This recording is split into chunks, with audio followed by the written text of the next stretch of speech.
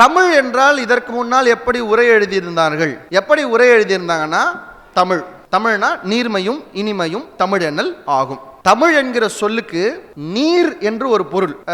எத்தனை பேருக்கு எனக்கு தெரியும்னு தெரியல. இந்த மொழிக்கு உருவாகும் போதே பேர் வைக்கல. தமிழ்னு பேர் வச்சுட்டு இந்த மொழி உருவாக்கல. இந்த மொழி உருவாயிடுச்சு. இந்த மொழிக்கு ஒரு பேர் வைக்கணும்னு முடிவு பண்ணாங்க. தமிழ் என்கிற சொல்லை சங்க காலங்களில் மொழிக்கு பயன்படுத்தவே இல்லை. தெரியுமா? திருக்குறள் எங்காவது தமிழ்னு சொல் வருதா? திருக்குறள்ல தமிழ்னு சொல் இருக்கா இல்லையா? தமிழ்ங்கிற சொல் திருக்குறள்ல கிடையாது. சங்க இலக்கியங்கள்ல தமிழ் என்கிற சொல் உண்டு, ஆனா அது மொழிக்கு இல்ல. தமிழ்ங்கிற சொல்லை எதுக்கெல்லாம் பயன்படுத்தினாங்கன்னா, நீர் என்று எங்கெல்லாம் வர வேண்டுமோ அந்த நீர் என்கிற இடத்துல தமிழை பயன்படுத்தினான். இனிமை என்று எங்கே சொல்ல வேண்டிய தேவை இருந்ததோ அங்கே தமிழ் என்று பயன்படுத்தினான். பாடல் என்று எங்கே சொல்ல வேண்டிய வந்ததோ அங்கே தமிழ் என்று பயன்படுத்தினான். இப்ப திருமூலர் என்ன சொல்றாரு? மூலன் உரை செய்த 3000 தமிழ். அப்ப அந்த இடத்துல தமிழ்னா என்ன? 3000 லாங்குவேஜா? 3000 பாடல்.